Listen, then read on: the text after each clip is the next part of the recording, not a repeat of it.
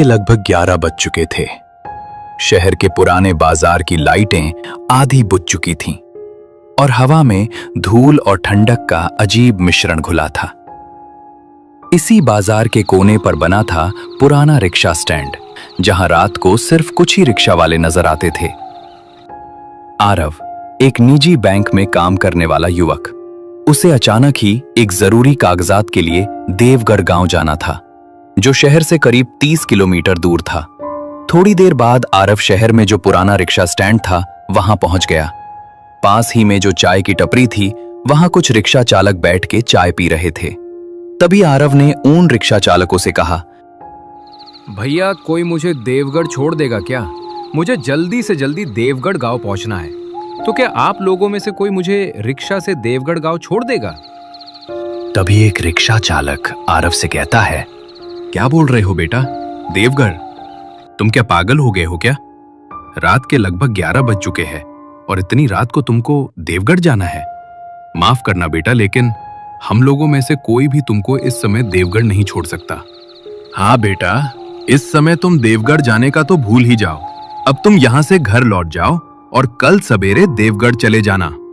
लेकिन भैया मुझे तो किसी भी हालत में देवगढ़ अभी जाना है।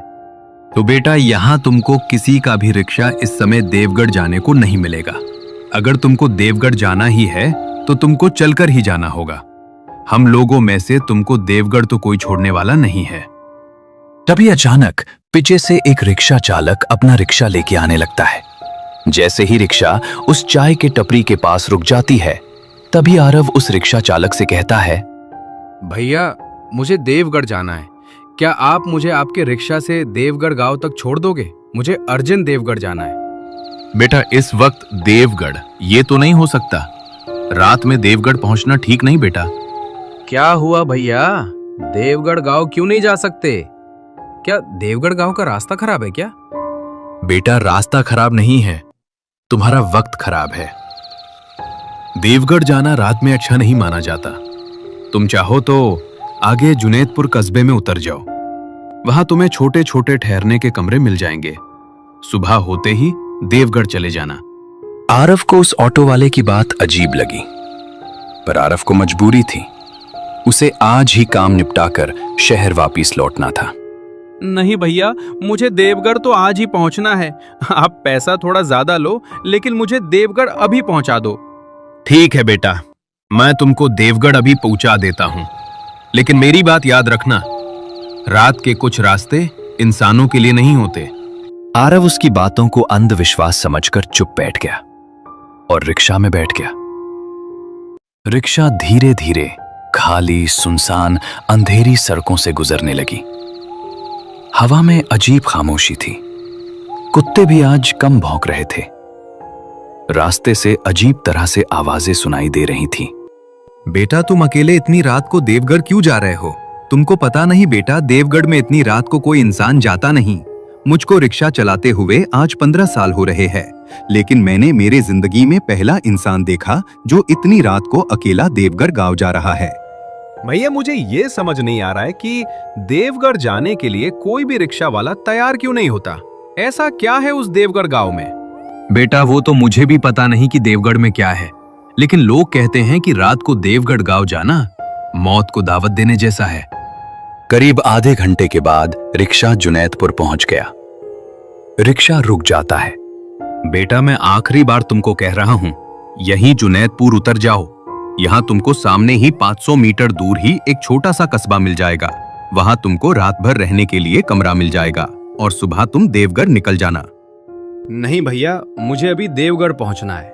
आप मुझे अभी देवगढ़ गांव छोड़ दीजिए। आप मेरी चिंता मत कीजिए। ठीक है बेटा, लेकिन आगे जंगल वाला रास्ता पड़ेगा। मैं देवगढ़ गांव के दरवाजे तक नहीं जाऊंगा, वहां से तुमको चलकर ही जाना होगा। ठीक है भैया, मुझे देवगढ़ गांव के पास तक छोड़ दो, मैं वहां से चलकर चला जाऊंगा। कुछ देर बाद रिक्शा सुनसान कच्चे रास्ते पर पहुंच गया। रास्ता इतना डरावना था कि उस रास्ते से कोई भी गाड़ी या इंसान दिखाई नहीं दे रहा था। रात के ठीक 12 बज चुके थे। इधर उधर से उल्लुओं की, जंगली जानवरों की आवाजें आ रही थीं। ऐसा लग रहा था कि रिक्शा के आगे कोई उनको बुला रहा हो। थोड़ी ही देर बाद रिक्शा देवगढ़ गांव के नजदीक पहुंच जाता है। बस बेटा, मैं इससे आगे नहीं जा सकता। यहां से देवगढ़ गांव पास में ही है, आधा किलोमीटर। भगवान तुम्हारा भला करे बेटा, तुम अच्छे से देवगढ़ गांव पहुंच जाओ। रिक्शा वाले ने तुरंत अपना रिक्शा घुमाया और वापस लौटने लगा। आरव उसे आवाज देता रहा, पर उसने पीछे मुड़कर नहीं देखा। अब आरव अकेला था। रास्ते के दोनों तरफ ऊंचे ऊंचे पेड़ थे। हवा उनकी शाखाओं को हिलाकर एक भयानक फुसफुसाहट पैदा कर रही थी। आरव ने अपना बैग ठीक किया और आगे बढ़ा। कुछ कदम चलने पर उसे एक टूटी चाय की दुकान दिखी। दुकान बिल्कुल सुनसान थी। उस दुकान के पास कोई नहीं था, सिर्फ एक लालटेन के और एक लकड़ी का बेंच था। थकावट से टूट चुका आरव उसी पर लेट गया। करीब 20 मिनट बाद आरव को किसी के चलने की आवाज आई। आरव चौकन्ना होकर खड़ा हो गया। तभी सामने से एक लंबा, दुबला, पतला आदमी, काले कपड़े, कंधे पर फटा कंबल धीरे धीरे आगे आ रहा था। भैया रुकिए, क्या आप देवगढ़ जा रहे हो? क्या हुआ? तुम मुझे ऐसा क्यों बोल रहे हो? भैया मुझे देवगढ़ जाना है। रात में अकेले रुकना मुश्किल है। अगर आप देवगढ़ गांव जा रहे हो तो मुझे अपने साथ ले चलिए। मेरे साथ चलना है तो मेरी बातें माननी होंगी, नहीं तो तुम्हारी लौटने की सुबह नहीं होगी। आरव डर गया, लेकिन उसके ऊपर मजबूरी थी। इसके कारण उसने हां कर दी। ठीक है भैया, आप जो कहोगे मैं वही करूंगा। बस मुझे देवगढ़ गांव तक आपके साथ आने दो। ठीक है, तो आ जाओ मेरे साथ साथ। और हां, भूल कर भी पीछे मुड़कर मत देखना। क्यों भैया, क्या होगा अगर मैंने पीछे मुड़कर देखा तो? मैंने तुमको पहले ही बताया था कि मैं जो कहूंगा वो तुमको करना होगा, तो भी तुम मेरे बात को काट रहे हो। अगर मेरे साथ चलना है तो मैं जैसा बोलूंगा वैसा तुमको करना पड़ेगा, नहीं तो मैं चला। ठीक है भैया, मैं अब कुछ नहीं बोलूंगा और आपकी हर बात मानूंगा। तभी आरव और वो आदमी रास्ते से आगे बढ़ते गए। कुछ ही दूर जाने के बाद चलते चलते आदमी बोला, अगर तुमको पीछे से कोई पुकारे तो भी मुड़कर मत देखना। इस रास्ते की आवाजें इंसानों की नहीं होती। ये सुन के आरव के रोंगटे खड़े हो गए। वो डर जाता है, लेकिन उसको देवगढ़ गांव किसी भी हालात में पहुंचना था, इसीलिए वो उस आदमी के साथ आगे बढ़ता गया। कुछ देर बाद पीछे से एक लड़की के रोने की आवाज आई। भैया लगता है कोई बच्ची रो रही है, लेकिन इतनी रात को इस समय कौन बच्ची रो रही है? चुप कर बेटा, बोलो मत। ये किसी बच्ची की या किसी इंसान की आवाज नहीं है। ये वो चीजें हैं जो रात में नए शिकार ढूंढती हैं। बस तुम पीछे मत देखना। ये सुन के आरव खामोश हो जाता है। तभी अचानक आरव को जैसे किसी ने पकड़ लिया हो। उसके पैर आगे ही नहीं बढ़ पा रहे थे। भैया मैं आगे ही नहीं बढ़ पा रहा हूं। ऐसा लगता है कि मुझे किसी ने पकड़ लिया हो। मुझे तो बहुत डर लग रहा है। बेटा तुम जैसे खड़े हो वैसे ही खड़े रहो, तुमको किसी ने पकड़ लिया है। तुम्हारा हाथ आगे बढ़ाओ, मैं तुमको खींच लेता हूं। उसके बाद आरव ने कांपते हाथ आगे बढ़ाए। तभी उस आदमी ने आरव को अपनी ओर खींच लिया। अगर मैंने तुम्हारा हाथ खिंचाना होता तो तुम इसी अंधेरे में खो जाते, हमेशा के लिए। कुछ आगे पहुंचते ही आरव उस आदमी से बोला, भैया अब मुझे मेरे पैरों का बोझ कम लग रहा है। अगर आज आप नहीं होते तो मैं आज उसी अंधेरे में कहीं गुम हो जाता। आपके वजह से आज मेरी जान बची। बेटा तुम अभी अभी मौत के मुंह से बचे हो। अब तुम सुरक्षित हो। अब हम गांव में आ गए हैं। अब तुमको डरने की कोई जरूरत नहीं है। कुछ ही मिनट बाद दोनों गांव की पहली बस्ती तक पहुंच गए। थोड़ी देर बाद वो आदमी आरव को अपने मिट्टी के बने घर में ले आया। सुनो जी, आज फिर रात में आप उस भयानक डरावने रास्ते पे निकल गए थे। मैंने आपको कितनी बार कहा है कि रात को उस रास्ते से मत आया करो, लेकिन आप मेरी बात सुनते कहाँ हो? अरे वो विमला, डरता नहीं मैं किसी से। और इस शहर वाले लड़के को आज मैंने भूत के चंगुल से बचा कर लाया हूं। और तुम कह रही हो कि इतनी रात को बाहर क्यों जाते हो? क्या इस गांव वाले रात को बाहर नहीं जाते? नहीं बेटा, इस गांव के लोग रात को कभी बाहर नहीं निकलते। देवगर गांव के बाहर रात में आत्माओं का पहरा होता है। रात इस गांव से बाहर जो गया वापस कभी नहीं लौट आया। तो आप आज इतनी रात को कहां से आ रहे थे? और अभी आपने कहा कि इस गांव के लोग रात को बाहर कभी नहीं निकलते, तो आप कैसे रात को बाहर निकले थे? अपने बेटे को ढूंढने। वो भी तुम्हारी तरह रात को उसी राह पर गया था, पर कभी लौट कर नहीं आया। बेटा, ये बातें हम कल करते हैं। अब रात बहुत हो चुकी है, अब तुम सो जाओ। रात बहुत बीत चुकी थी।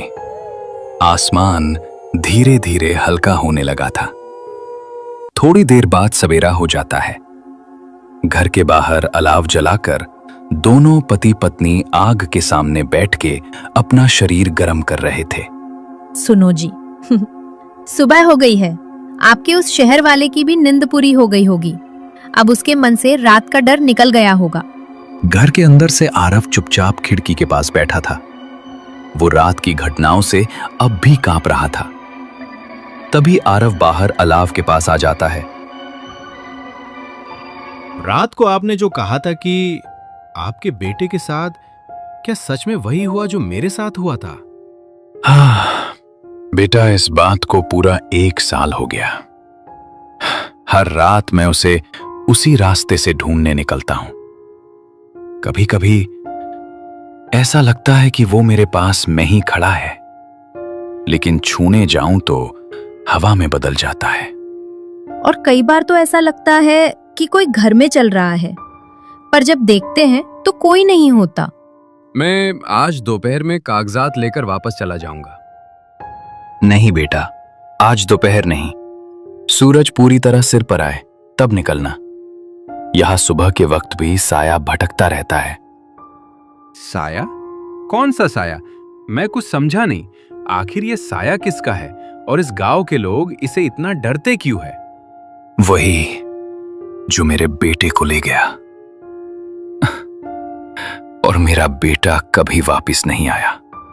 उस साये ने मेरे बेटे को निगल लिया बेटा। थोड़ी देर बाद उस आदमी ने आरव को गांव के बाहर जो तालाब है वहां तक छोड़ने आ जाता है। तालाब का पानी ठहरा हुआ था, जैसे सालों से कोई लहर न उठी हो। वहां एक बुजुर्ग औरत मिट्टी के घड़े में पानी भर रही थी। अरे वो दामोदर आज फिर रात में अपने बच्चे को ढूंढने गए थे क्या? हाँ, लेकिन बूढ़ी अम्मा, इस बार मैं घर अकेला नहीं आया था। इस बार मैंने इस शहर के लड़के को उस रास्ते से बचा कर लाया हूँ। बेटा, तुम इस गांव में शहर से क्यों आए हो? तुमको पता नहीं, रात को इस गांव में किसी का साया घूमता रहता है।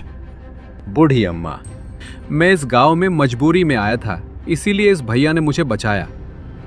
बेटा, देवगढ़ में 2 तरह के लोग आते हैं। एक जिन्हें यहाँ कुछ खोजना होता है और दूसरे जिन्हें यहाँ कुछ खोजना नहीं चाहिए था। उसी पल हवा में एक अजीब सी गंध फैल गई, जैसे कोई पुरानी सड़ी हुई मिट्टी उठ गई हो। तभी आदमी चिल्लाकर बोलता है, चलो यहां से जल्दी, वो साया फिर हमारे गांव की तरफ आ रहा है। जल्दी भागो बेटा, भागो अम्मा, नहीं तो हम सबको ये साया निगल लेगा। चलो जल्दी, भागो भागो।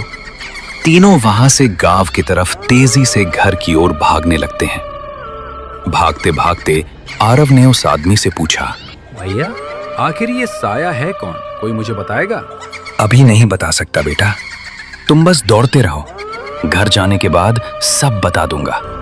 भागते भागते दोनों आधे रास्ते में पहुंच गए। तभी अचानक आरव ने पीछे मुड़कर देखा तो उसको अपने पीछे लंबी सी काली परछाई आती हुई दिखती है। उसका ना कोई चेहरा ना आकार, बस एक ऊंची लहराती परछाई जो हवा के साथ आरव के पीछे पीछे आ रही थी। आरव डर से जम गया। तभी सामने से भागते हुए आदमी चिल्लाने लगा, बेटा पीछे मुड़कर मत देख, तू फिर से उसी जाल में फंस जाएगा। आरव झट से आगे मुड़ा और आगे भागने लगा। थोड़ी देर बाद दोनों घर पहुंच जाते हैं। घर पहुंचते ही दरवाजे पर खड़े होकर उस आदमी ने दरवाजा खटखटाया। अरे वो विमला, जल्दी दरवाजा खोल, नहीं तो वो साया हमको निगल लेगा। तभी घर के अंदर से उस आदमी के पत्नी विमला ने दरवाजा खोला और दोनों घर के अंदर चले गए। क्या हुआ जी? आप तो इस लड़के को छोड़ने गए थे, तो आप दोनों घर वापस क्यों लौट आए और तुम दोनों इतने घबराए क्यों लग रहे हो? विमला, वो साया हमारे पीछे लग गया था। हम दोनों जैसे तैसे घर तक पहुंच गए। हे भगवान, इस गांव पे किसकी नजर लग गई है जो अब दिन में भी ये साया हमारा पीछा नहीं छोड़ रहा है? हे भगवान, ये अच्छा संकेत नहीं है। बेटा, आज जो हमारे पीछे पड़ा हुआ था, ये वही साया है जिसने मेरे बेटे को निगल लिया था। और लगता है ये साया तुम्हारे पीछे भी पड़ा है। लेकिन क्यों ये साया मेरे पीछे क्यों पड़ गया है? मेरा इससे क्या लेना देना? क्योंकि तुम देवगढ़ में ऐसे दिन आए हो जिस दिन ये साया नए मेहमान को ढूंढता है। क्या मतलब? आप कहना क्या चाहते हो? आपका मतलब कि मुझे ये साया मारना चाहता है? आज इसके चुने हुए व्यक्ति की मौत का दिन है। उस आदमी की बात सुनकर आरव का चेहरा सफेद पड़ जाता है। मेरी मौत का दिन? अब क्या कह रहे हो? मैं तो बस इस गांव में मेरे कागजात लेने आया था। बेटा, इस साये का लक्ष्य कभी अचानक नहीं होता। ये उसी को चुनता है जो किसी अधूरी आत्मा से जुड़ जाता है। लेकिन मेरी किसी आत्मा से क्या दुश्मनी हो सकती है? तुमने वही गलती की जो मेरे बेटे ने की थी। कौन सी गलती? रास्ते में रात को किसी पुकार का जवाब देना, जो मेरे बेटे ने की थी और कल तुमने की। मैंने तुमको कल रात को समझाया था कि पीछे मुड़कर मत देखो और किसी का जवाब मत दो, लेकिन तुमने मेरी बात नहीं सुनी।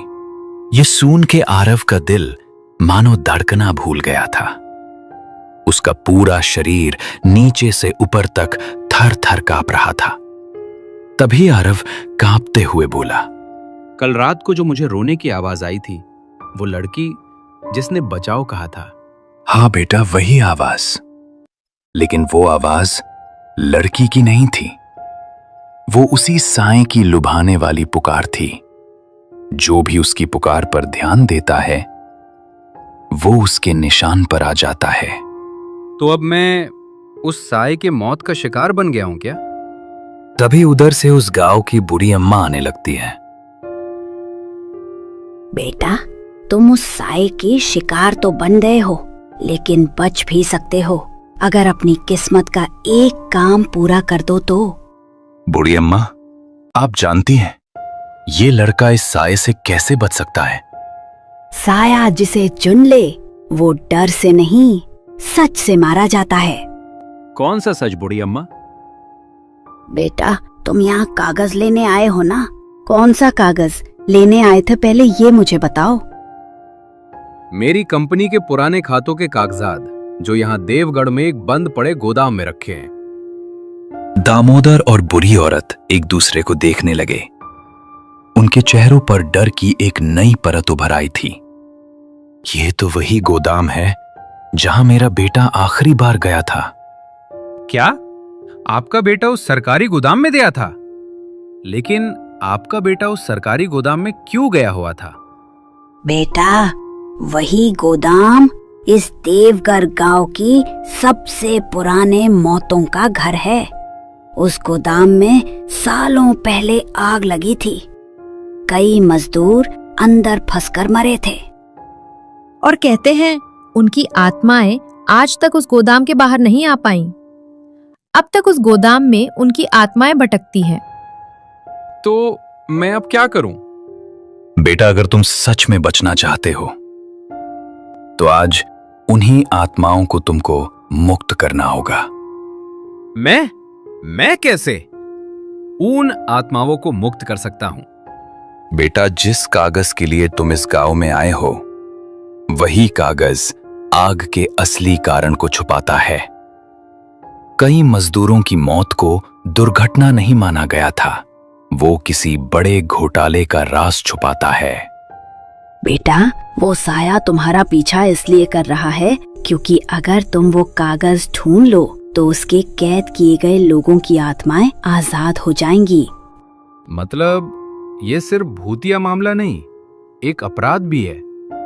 हाँ, और जिनकी आत्माएं मरी वो अपनी सच्चाई चाहते हैं और उनको न्याय मिलने की प्रतीक्षा कर रही है।